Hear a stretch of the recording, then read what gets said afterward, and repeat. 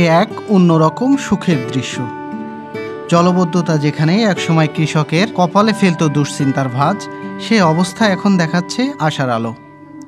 মাছের সাথে সাথে তরমুজের সম্মিলিত চাষ পদ্ধতি দিন দিন হয়ে উঠেছে জনপ্রিয়। যশোরের কেশবপুরের বিল খুকশিয়ার দৃশ্য এটি।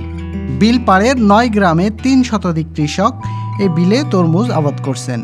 মাছের ঘেরের পাড়ে তরমুজের উৎপাদন এখন অন্য কৃষকদের কাছেও অনুকরণীয় হয়ে উঠেছে। ঘেরের ভেড়িতে চাষ করি, প্রায় ১,০০০ মতো গাছ লাগাইনো, ১ কাটা দিছি, ৫০,০০০ টাকার মতন বিক্রি হয়েছে। মাল ফুলু আছে, তাইতে কাটতেছি নি, আর কয়দিন পরে কাটপানে। এটা মনে করেন ৮ কেজি আর এটা ৭ কেজির মতো। তরমুজ আবাদ করে এই বিলের কৃষকেরা এখন অর্থনৈতিকভাবে স্বাবলম্বী হচ্ছেন। ঘেরের পানির উপর তৈরি করা মাচায় তরমুজ ঝুলছে। যতদূর চোখ যায় ততদূর দেখা মেলে তরমুজের। কৃষকেরা ঘের পাড় থেকে কিংবা নৌকায় বসে এসব তরমুজ পরিচর্যা করছেন। পরিপক্ক তরমুজ কেটে বিক্রির জন্য নৌকায় করে বিল পাড়ে আনছেন অনেকে। যে খরচ তার থেকে দ্বিগুণ লাভবান করা সম্ভব। আনুমানিক তো মনে করেন যে ১,৫,০০,০০০ তো হবেই। প্রত্যেকটা চাষি যদি ভালো করে চাষ করে ২-৩ বিঘা জমিতে, তো ১.৫ লাখ টাকা ২ লাখ টাকা বিক্রি করা সম্ভব। ৭ বিঘা প্রতি তরমুজ চাষ করে ফলন ৭০ মণ বেশি, আর ১৩০ মণ আছে মনে হয়। লাভ ২,৩০,০০০ টাকা লাভ হতে পারে।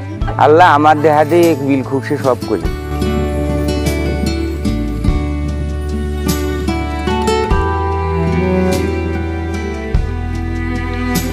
বিল খুকশিয়া কেশবপুর শহর থেকে প্রায় ১৮ কিলোমিটার দূরে সুফলাকাটি ইউনিয়নের শ্রীহরি নদীর তীরে অবস্থিত।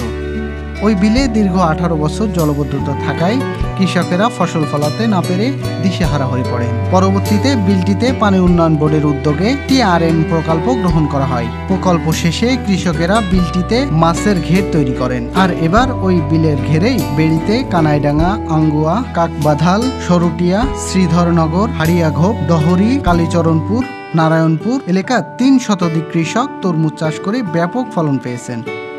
আকার ভেদে প্রত্যেকটি তরমুজের ওজন হয়েছে ৫ কেজি থেকে ১২ কেজি পর্যন্ত। রাজধানী ঢাকাসহ বিভিন্ন এলাকায় পৌঁছে যাচ্ছে গ্রীষ্মকালীন এই সুস্বাদু তরমুজ।